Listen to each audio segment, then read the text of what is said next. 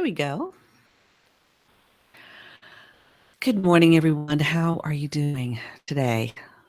Um, I don't know about you, but I awoke this morning after flying last night back home to Dallas from Nashville. And you know that I woke this morning without hearing bombs going off or having to grab what I could and run out my door to flee. I think I'm doing okay this morning. How about you? If you are new to this broadcast, thanks so much for taking a minute to join me. I am your hostess, Renee. It's Renee Harden. By trade, I'm an editor and a writer, a writing coach. I help people craft their stories and share them with the world in whatever form they see fit. And I do this little segment every weekend to just kind of catch up with you, talk about our week, our busy week, share our own stories with each other, and encourage you to write your stories and share your stories and tell your stories, because the stories we're receiving this morning are helping us know what is happening to our brothers and sisters around the world in Ukraine. So I don't know if you've been like me the past few days, watching the news, yet trying to not watch too much of the news to know what's going on. But, we live in a turbulent time. And so it's tough. So I hope this morning we can just share a cup of coffee or juice or a smoothie or whatever it is you're having, and just take a few moments to reflect and be thankful for what we have, and pray for our brothers and sisters in Ukraine. Good morning, everyone. Good to see everybody on here. Yes, Teresa, right. Not having to find a bomb shelter really does put things into perspective. Yes, Teresa, that is her intro. Savannah, my daughter, does all of my intro work, my graphic design work. Lucky to, but I hire her. She is my VA on all things graphic design and those kinds of things related, helping me come up with concepts for book covers, etc. But yes, that is her. So thanks for doing that, for saying that, Teresa. Good morning, Sherry. Good to see you here. Always a pleasure to see everyone popping in. If you are live on the broadcast, please pop in and say hello. Say good morning. Good morning, Sherry. It's a balmy, I think it's 36 degrees here. With a little bit of wind. Her work is amazing. You love seeing. Yes. Isn't she? I mean, so she's back at school. In fact, she wasn't able to join us this morning because she's working on some projects. This is midway through the semester.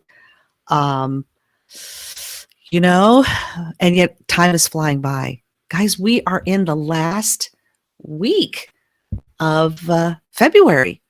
I mean, Monday, technically, yes, is the 28th day of February. And to all of my friends who are leap year babies, where this year sort of passes you by, happy birthday.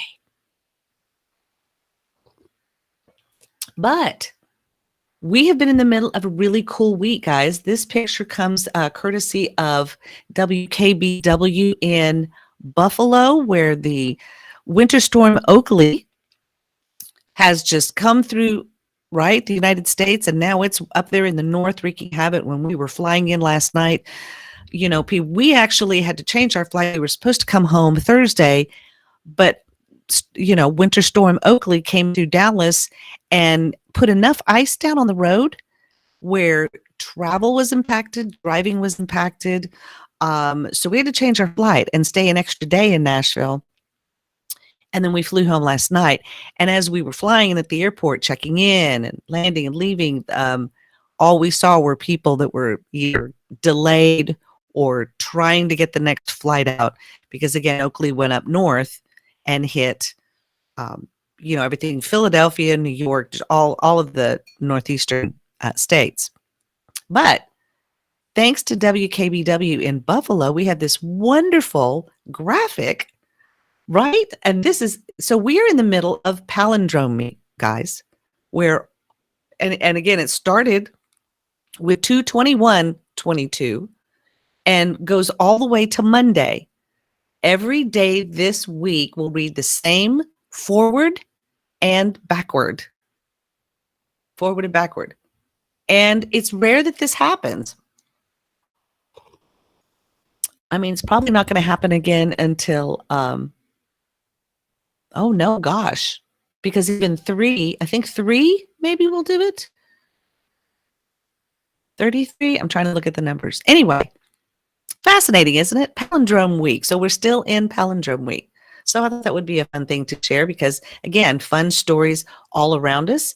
Of course, we know that Tuesday was it Tuesday? Let me look at my calendar. Yes, Tuesday was 2/22/22. There were babies born on that day. People got married on that day. It was a special day for us because we had a great Tuesday when we got to Nashville. So we had a couple of days there. We saw the Tedeschi Trucks Band. They had a 4-night run at the Ryman Auditorium. If you're ever in the Nashville, visiting Nashville, or if you live in the Nashville area, the Ryman Auditorium is the best place to see a show. It seats about 2,400 people. No matter where you sit, you're less than 200, feet from the stage. The sound was fantastic. The Tedeschi Trucks Band is incredible. If you like blues, if you like bluesy sort of rock, they're a fantastic band. So we got to see the shows Tuesday and Wednesday night. Also got to see my daughter and spend some time with her in her schedule, trying to, pin her down for dinners and things like that because she was busy with school. And so we got some things done, had some meetings there, and got to see a great artist. So speaking of a great artist, today's mug, this is a Jackson Pollock mug. I was trying to look up the artwork to know what the title of this piece is, but I picked this mug today because this mug, out of my extensive mug collection, represents how I'm feeling this morning, especially knowing that our brothers and sisters in the Ukraine are literally battling for their lives, defending their territory from being invaded. And it kind of sums up my emotions, how my heart's feeling right now, right? Just a jumbled thing here. Hi, Samantha. Is the next one 6666? Ooh, I think my mother-in-law said something about that the other day. It might be 33 because then you would have 3, 13, 33. Anyway, you would have to look it up. But if not, we know that in another 100 years it will happen. Will they even have calendars 100 years from now? Isn't that interesting? We left. Okay, there's a winter. I missed the snow. There's a winter mix outside here in Nashville. Well, good grief. I mean, we would have been stuck there a bunch, and we had to get back. We're actually coming back to Nashville next Sunday, having some work done on the house. Yeah, in terms of calendar dates, where all the numbers are the same, yes, exactly. So good to see you all on here. Love when my friends all get to dialogue on here. So interesting things, interesting stories. So yes, I'm sure you're aware of the situation in Ukraine. I just finished working on a book by the president of Orphan Outreach. I was working with him in his book. It's a really interesting book. Mike is, again, like I said, the president of Orphan Outreach. Orphan Outreach is a global ministry that helps establish and run orphan care in countries across the world. Ukraine is one of them. So I feel a little bit of a more personal connection to the situation because I just finished working on a book where sections and chapters of that book talked about the programs that are running in the Ukraine, the staff that are there, the children that are there, the young adults who are the ones who are getting ready to what they call graduate from the orphan program. That means they're just aging out. And yet those young people are doing everything they can to protect the younger ones.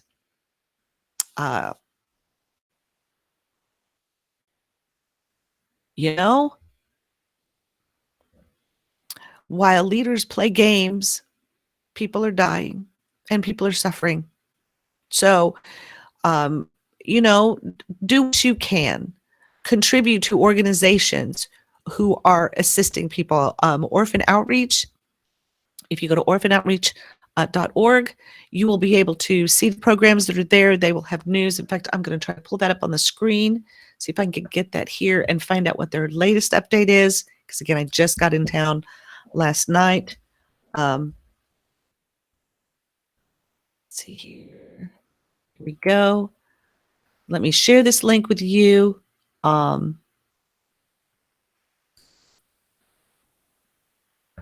Here we go. Sorry about that, guys. The beauty of live stream, right? All right, so I'm going to put, I just wanted to make sure that that was the link address. So I'm going to put that here for you.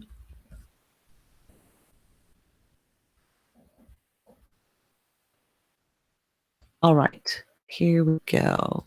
Okay, so orphanoutreach.org. I'm going to share my screen so that you can see what's going on. They have an update, so that's going to be helpful. Hold on here just a second. Let me pull this up on the screen here.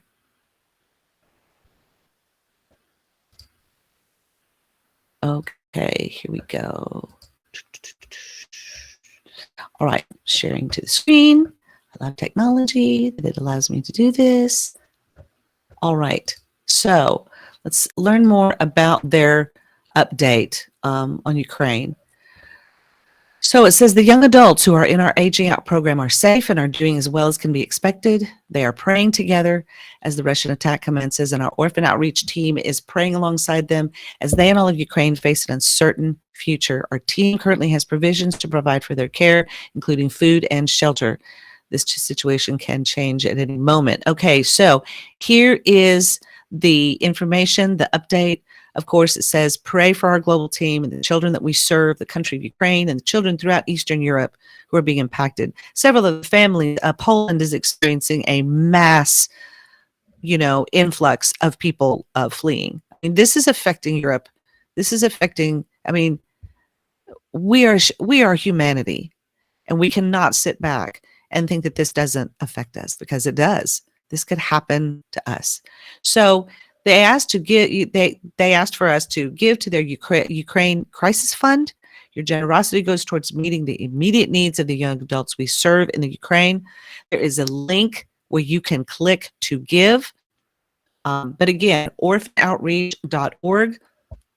Please go to their website and go to that link, and you can click the link now to give, to help the people that are on the ground there support and protect these children. If necessary, these people needed to flee the country or relocate, those funds will come in handy. So if you're looking for a place to give, if you're not sure what you can trust or support in when sending donations, I can vouch for this organization. This is going to help tremendously the people. And then when the book comes out, I'm going to be sharing it with you so you can read about these incredible people who are doing a wonderful job. And in other countries also, Orphan Outreach has programs in other countries, and you can learn more about ways to support their programs. But right now, our brothers and sisters in the Ukraine need our help. I'll be sharing that link later on the broadcast, but if you're looking for somewhere to donate where your funds can go to help them, I have been in contact with my friend Ronnie Rock, who works for Orphan Outreach. She has been in contact with the teams over there, directly staying in touch and making sure we have updates with what's going on. So your support for them right now is so important. Whatever you can do, whatever you sow seed into this ministry, we know God blesses. Whatever we do to put our hands to help our brothers and sisters. So if you're interested in that, you can feel free to drop me a message if you want to learn more about it, but you can go to that website. And hi, Kimberly. Good morning, Lisa. I love Um, all the folks showing in. Good morning, my friend. Love you. Love you. Good to see you. Kimberly, so glad to see you here. Thank you so much. Teresa, you said an entertainment star that you follow is from Ukraine and in Ukraine. He's been sharing as much as he can on his own Instagram. He's in a shelter, chose to stay because his friends are currently trying to get to Poland, and relaying how it's not safe to travel. Right. So is it the guy from Dancing with the Stars? I know there's a boxing team of brothers who have signed up and enlisted in the army to fight. I mean, guys, I cannot tell you how encouraged I am at the strength and the resilience of the Ukraine people to stand up and defend their country. Um, we need to support them. We need to support them. Israel has recently shared that they will accept refugees from the Ukraine. That's awesome, right? I think as the world joins together in a response, this is the only way to defeat this kind of stuff. The only way. So as my heart has been burdened, I know your heart has been burdened probably in watching the news. His brother, yes, Maxim, yes, his brother's in the States. Thanks for sharing that, Teresa. This is the Instagram account of Max Chermanovsky. I can't remember how to say his name, but if you've watched Dancing with the Stars, this affects people in all levels of society. All levels. We are a global humanity, and so again, like I said, please donate to orphanoutreach.org if you can, or the people that you are following where you are getting direct updates. Support any of the organizations or people that they're asking you to support, because they know they're standing in the midst of the chaos, and so you can help them by supporting them. But if you don't know or you're not sure and you want to do your part to help, again, Orphan Outreach is a fantastic place to do that. So I just wanted to share a little bit of that this morning, and talk those things through, right? Because again, we all have a level of anxiety and uncertainty with this going on in our world. It makes going to the grocery store. I've got to go get cat food and go to the grocery store to get the things because we've been gone for several days, and it just puts a little bit more respectful tone on how grateful and thankful I am for this day, for being able to rise up healthy, be able to get in my car and go to the store or go do whatever it is I need to do today, in peace. In peace. So, as my heart is burdened, maybe your heart is burdened, together we come, join hands before our Heavenly Father, and we believe in the resiliency of the people and the goodness and the hearts of those that God can turn to help stop this. A few articles you've read are comparing this to the Cold War. World War II are noticing the differences and similarities of those wars, and this one's biggest difference is that we are such an open, interconnected global society now. Yes, we are. We have the means through this platform, other social media platforms, to be able to connect. That's the beauty of it. The danger of it also is the disinformation and what's been going on with people's minds being filled with things, so that this action could be taken against Ukraine and the people think that it's okay. The beauty of it is that Russian young people who are globally connected through TikTok, through Instagram, through Facebook, through YouTube, they know they're on the ground. They are there, seeing it, living it, and they don't want to put up with it anymore. I follow a group on Twitter. I'm rarely on Twitter, but I'm on Twitter for one main reason. And I follow Anonymous. Now, Anonymous is not QAnon, just so you know. Not the same thing. Anonymous is a global group of computer hackers who know how to write code, hack code, and they're like the internet police. So they have already started and affected Russian websites have taken them down. They are engaging in cyber warfare, warfare that goes on the internet that we don't even know about. And they've already shut down some of those sites. They have. It's not QAnon, but they are an interesting group of people, and they have already sent a message to Vladimir Putin and said, "Mm-mm, mm-mm, nope, not going to happen." So, you know, I pray and I believe. Let's see. Polls are showing that the younger Russians are starting to vocalize and protest more. However, they have felt and still do that they don't have much they can do because of how the government is run and how little their citizens are able to change things. Right. Because the laws were rewritten so that certain people can stay in power.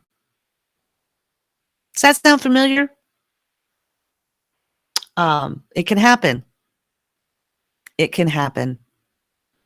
So let's pray. Let's believe. And let's share our hearts with one another, because that's how we, as a collective, a human collective, are able to have relationship and interact with one another. Your heart goes out to the Russian people as well. They are victims too. Yes, they are in the streets saying, we don't support this.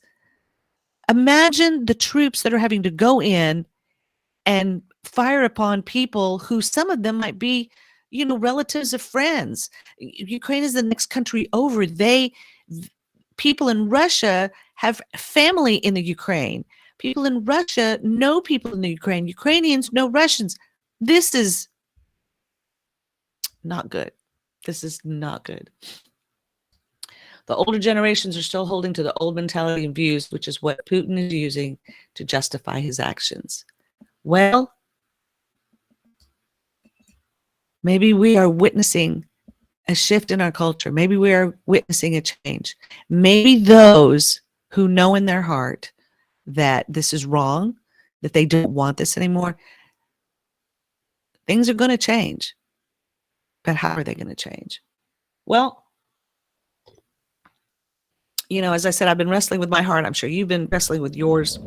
What I appreciate about these platforms connecting us like this is that we can discuss things and talk about these kinds of things openly with each other. And that's the way the dialogue should happen. Not nasty, berating comments or things that tear down another, or outright lies that make us see other people in a different light.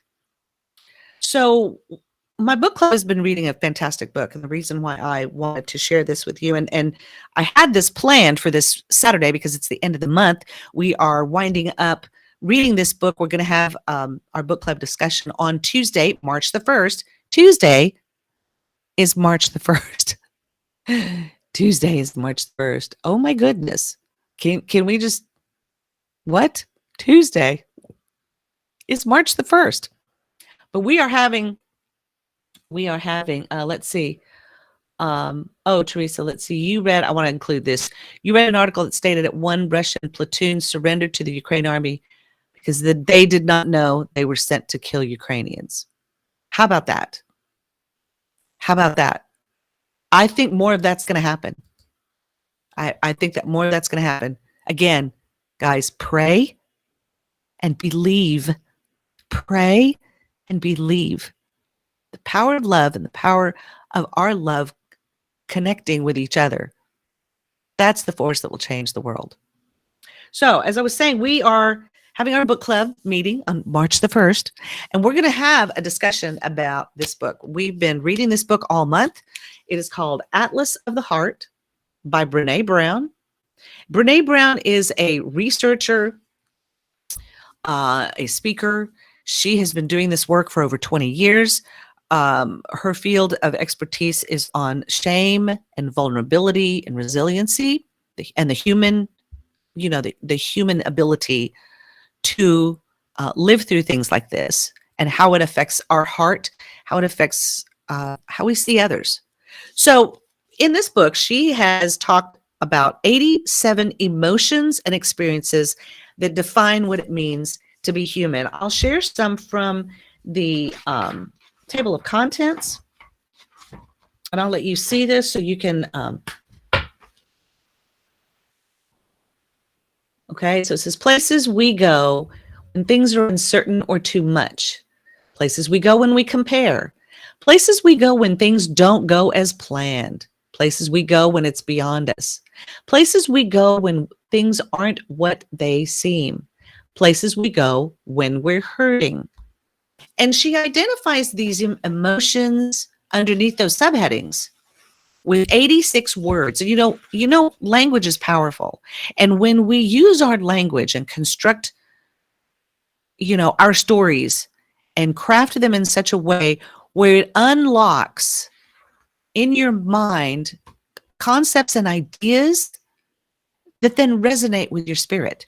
Now, those aren't just the only chapters. I didn't want you to think it's all just bad and when we hurt and what we do. But there are other chapters.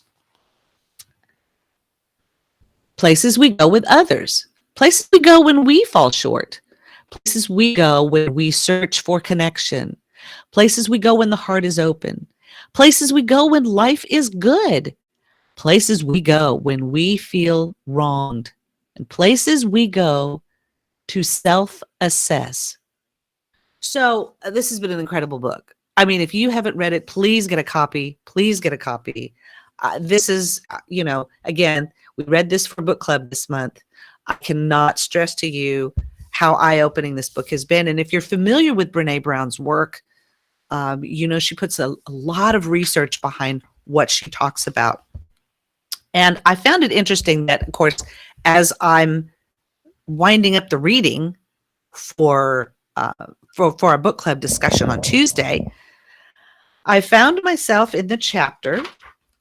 Let me go back to it and see here. I mean, I was like, I couldn't have been reading a better chapter when this started happening with Ukraine and Russia. Places we go when we feel wronged. And the words we're looking at are anger, contempt, disgust, dehumanization, hate, self-righteousness. Y'all, if I had a hanky nearby, you would see me take off out this door and you'd hear me hollering. I'd probably do a couple of laps around my house, maybe go out to the front yard and pick up the paper and come back, waving my hanky the entire time because of how timely this was. So I was reading along, and it talks about anger. Anger is an action emotion. We want to do something when we feel it and when we're on the receiving end of it. Anger is also full contact emotion. Because it activates our nervous system and can hijack our thoughts and behaviors, it can take a real toll on our mental and physical health. Can I get a witness? She says, what I've learned, unlearned, and continue to learn about anger, damn it. I mean, she literally says that on the book page. I'm not lying. See, I'm reading it to you right there. She said, I've spent a lot of my career saying that anger is a secondary or indicator emotion that often conceals emotions that are harder to recognize, name, or own. According to 91% of emotion experts, I'm wrong. Yes, 91% of emotions experts believe that anger is a primary emotion. Primary emotion. And she says in here, the more data we collected, including interviews with more than 1,500 therapists and counselors, the more certain I became that anger is a secondary or indicator emotion that can mask or make us unaware of other feelings that are out of reach in terms of language or that are much more difficult to talk about than anger. We live in a world where it's much easier to say, I'm so pissed off, rather than I feel so betrayed and hurt. It's even easier to say, I'm angry with myself, then I'm disappointed with the way I show up. And it's beautiful graphics. I love this one. Behind this anger might be any one of those emotions. And then you notice on the other page, it says managing your anger. What's behind it? Experienced that this week, right? Right. Where did February go?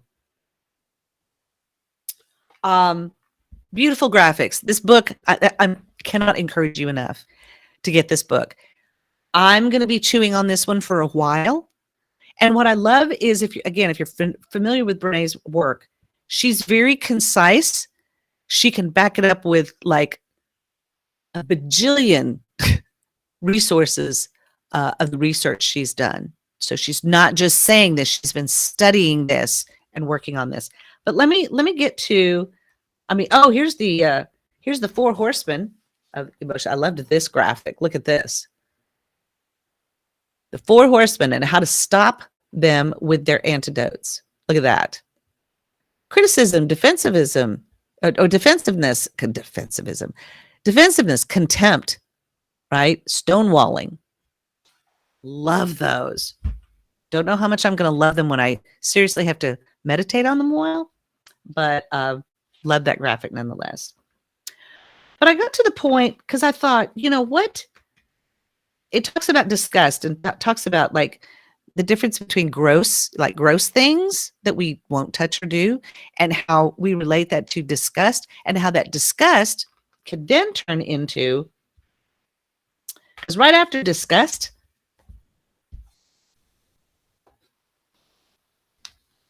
it talks about dehumanization.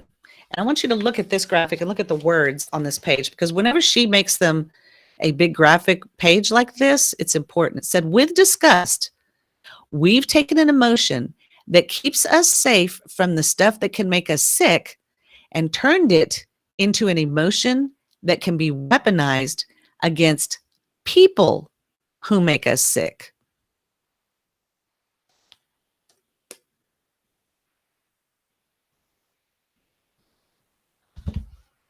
That was a Selah moment, a pause and reflect moment. So I'm going to read to you about dehumanization, because this is what's going on right now around the world, in not just Ukraine and Russia, but the seeds of it have been sown in our country. It's starting to seep out with its little tendrils and start to go out into the world. And if we don't nip this shit in the bud, we're going to reap things that we never thought we would see in our lifetime.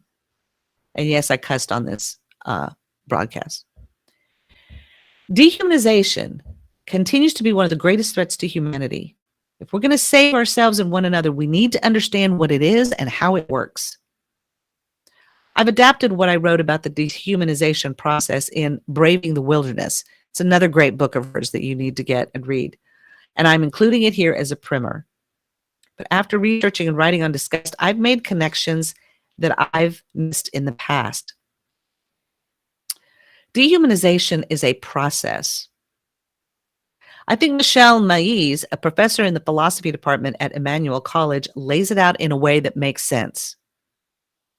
Maïs defines dehumanization as the psychological process of demonizing the enemy, making them seem less than human and hence not worthy of humane treatment. Dehumanization often starts with creating an enemy image. An enemy image. Dehumanization has fueled innumerable acts of violence, human rights violations, war crimes, and genocides. It makes slavery, torture, and human trafficking possible. Dehumanizing others is the process by which we become accepting of violations against human nature, the human spirit, and for many of us, violations against the central tenets of our faith. Successful dehumanizing creates moral exclusion. Groups targeted based on their identity are depicted as less than or criminal or even evil. The targeted group eventually falls out of the scope of who is naturally protected by our moral code. This is moral exclusion, and dehumanization is at its core. Dehumanization always starts with language, often followed by images. We see this throughout history. During the Holocaust, Nazis described Jews as Untermenschen, subhuman. They called Jews rats and depicted them as disease-carrying rodents in everything from military pamphlets to children's books. Hutus involved in the Rwandan genocide called Tutsis cockroaches. Indigenous people are often referred to as savages. Serbs called Bosnians aliens. Slave owners throughout history considered slaves subhuman animals. We reduce people into the things that make us grossed out.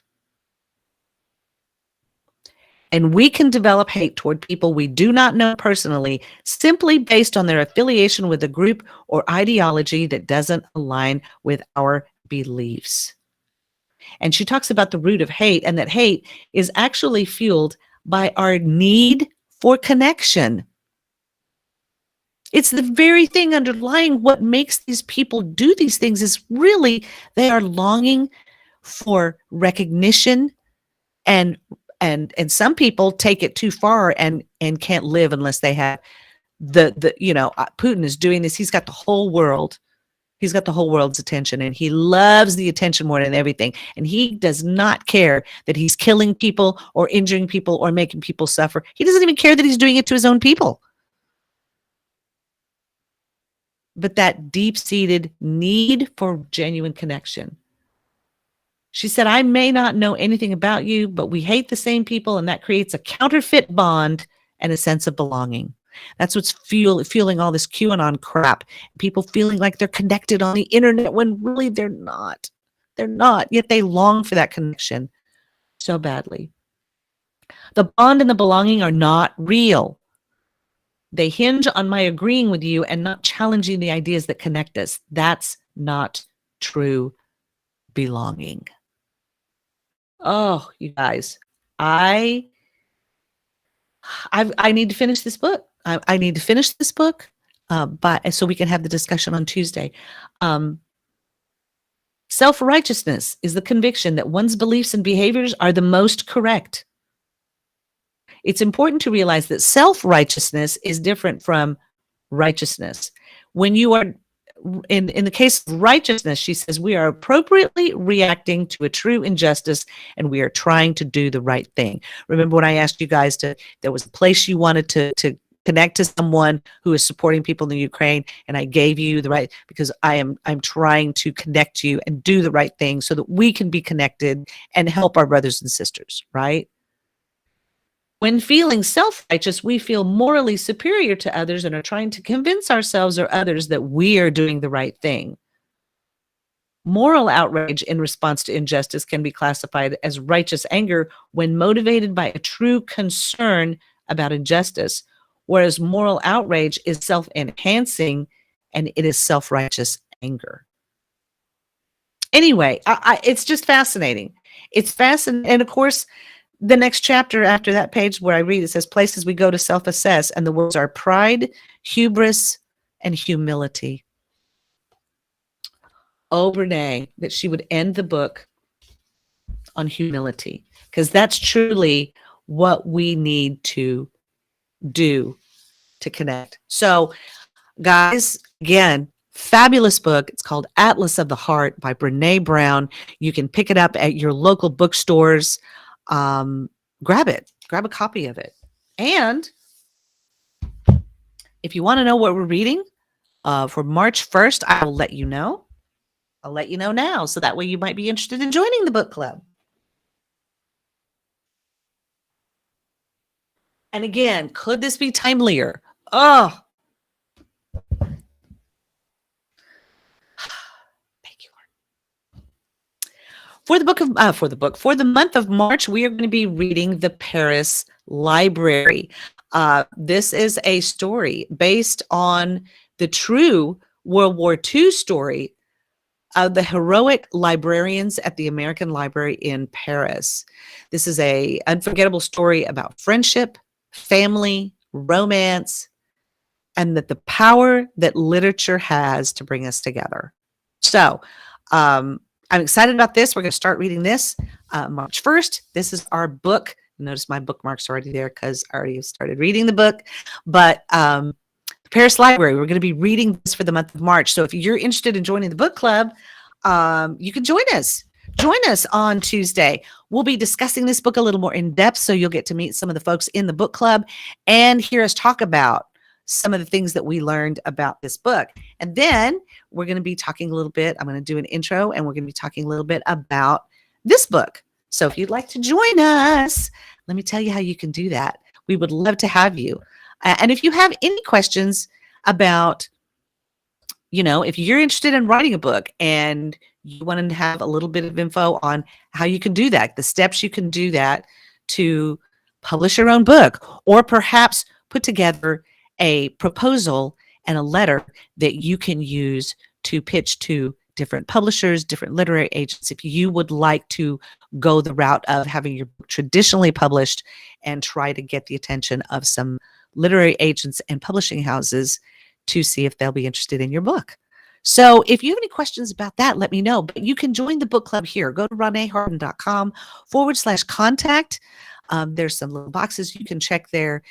If you need help with any writing that you're doing, that's there under writing services. If you want to talk to me about editing, if you would like to book a free consultation for 30 minutes where we just have coffee and sort of flesh out ideas that you have about a story or something that you want to write, you can do that too. And you can join the book club so that you can join us for our discussions. All right.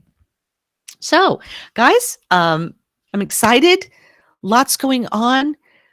In the next week or two ahead, I've got a lot on my plate. Boy, this spring is busy. I've got a couple of clients that are releasing their books. Again, like I said, Mike Duris's book, who is the outgoing president of Orphan Outreach, he is retired this year, but he is still actively involved and has faced some, dealing with some leaders from different countries that just opened my eyes and surprised me to what one person can do when they are true to their heart, follow their dreams, and help others.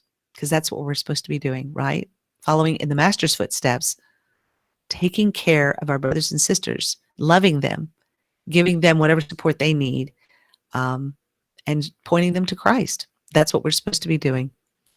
So as we continue that journey, guys, remember, you can go orphanoutreach.org, support the work that's being there and in Ukraine. For the people that you follow on social media, if they are connecting you to other groups, please feel free to do that. I just wanted to give you one that maybe you could support if you weren't sure. We are blessed, guys. And thanks to everyone who has been on the comment thread here. I am so excited. The anger wheel is something you've been working through in therapy. You were so enraged on Friday, asked yourself why, and the answer was how wronged and helpless you feel about Ukraine. Yeah, I mean, this book will be so helpful, Kimberly. It truly, it at least helps you put some language to the emotions that you're feeling so that you then know how to properly process them. That's the best thing that I learned from this book. And so I'm telling you, I'm going to be referring to her book a lot this year and the days and weeks to come to help me process those thoughts and emotions. Let's see, it's hard. You feel like you were robbed of years of self-understanding because it was so much easier to name anger in your childhood home than it was to reflect and name underlying emotions. How about that? Proud of me for doing the work, though. It's really hard. And you're showing, I'm right there with you. I'm right there with you. You've been working on that too. Yeah, Teresa, right. Oh, okay. I'm sorry. I thought you were, okay. It has been some serious work. I'm in the trenches there with you too, guys. We're all going through this in some form or fashion, and going through it with a therapist is so helpful. It is not easy. Kimberly, thanks for being here. Really appreciate it. Love you. Love you. Love you. Great to see you too. Guys, I'm proud of the work you're doing. Right? If we don't do the work, we're not going to make any progress and we're not going to heal. And when we do the work, we can then show others how to do the work or say, hey, come along with me. Let me show you how I did the work and how you can do the work too. That's what we're here for, guys. Truly. That's what we're here for. Thank you so much for making this broadcast a wonderful time. I love my people. You make it possible to have these great conversations. And that's why we do this, because this kind of connection is real. And that's the kind of connection we want around the world. So be praying for Ukraine, be supporting them. Um, let those emotions rise up and then hopefully make those emotions the catalyst that moves you towards doing what we can to help and making sure that this doesn't happen in our country, right? So, guys, love you. Thank you so much. As always, I appreciate you. Share that awesomeness today with the people that you come in contact with. Let them know how important they are, how special they are, even the ones that drive us nuts, that piss us off, that annoy us when we're out and trying to get things done. He died for all. He died for them all. He died for them all. And we don't get to decide who's worthy and who's not. That's not our job. It's our decision to love those we come in contact with. And I'm glad. I want you to know that you have loved on me by participating in this broadcast. I'm sending the love right back. Share that awesome today with someone that you come in contact with. You never know the difference that you will make in someone's life just because you cared. I love you. Thank you so much. I can't wait to see you next Saturday. We'll start the reading of the Paris Library, and I'm sure that I'll have more stories to share with you again next Saturday. All right. Take care, guys. Thanks so much. Love you. Awesome. Pray for Ukraine. Pray and believe and watch God work. All right.